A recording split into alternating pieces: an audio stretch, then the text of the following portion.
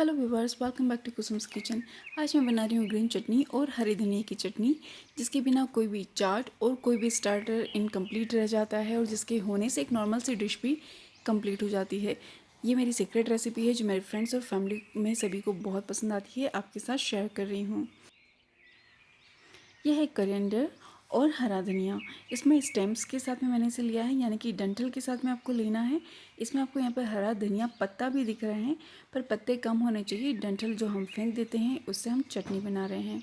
तो इन्हें मैंने वॉश कर लिया है। वॉश करने के बाद इन्हें कट कर लिया है और अब मैं इन्हें ग्राइंडर जार में डाल रही हूँ। इसी के साथ में जो सीक्रेट चीज़ है वो ये है शिमला मिर्च और कैप्सिकम का एक पीस जो 2 इंच के बराबर है, इसे इसमें डाल दिया है। और ये है 4-5 ग्रीन चिलीज़। जितना आप स्पाइसी खाते हैं उतना ऐड कर लें। यहीं पर मैंने एक क्लॉव यहाँ पर गार्लिक और लहसुन का लिया है। ये बड़ा वाला पीस है, आप चाहें तो 2 ले लें। ये है जिंजर और अदरक 1 इंच। सॉल्ट हम ऐड करेंगे अपने टेस्ट के अकॉर्डिंग। यहाँ मैंने 1 स्पून ऐड किया है। साथ ही में हम इसमें डालेंगे क्यूमिन सीड और जीरा 1/2 स्पून। साथ ही में चटनी को फ्रेश और ग्रीन बनाने के लिए मैंने इसमें डाला है आइस क्यूब्स। 4-5 आइस क्यूब्स इसमें ऐड कर लें, जिससे आपकी चटनी बिल्कुल फ्रेश बनेगी और एकदम ग्रीन भी। मैंने इसे ग्राइंड कर लिया है।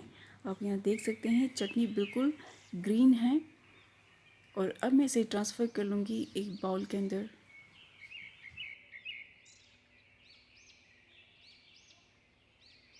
और अब मैं इसमें एक लेमन स्क्वीज़ कर दूँगी।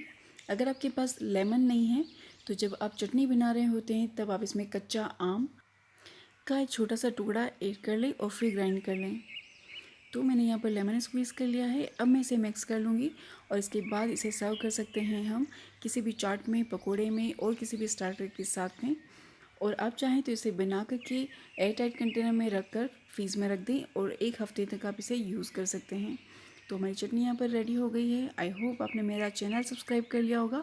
अगर नहीं किया है तो सबसे पहले आप मेरे चैनल को सब्सक्राइब कर लें और रेसिपी पसंद आई है ना तो लाइक कर दें, शेयर कर दें और बेल आइकन को ज़रूर हिट कीजिएगा, ताकि मैं जब भी कोई नया वीडियो शेयर करूँ आपको उसका नोटिफिकेशन सबसे पहले मिले।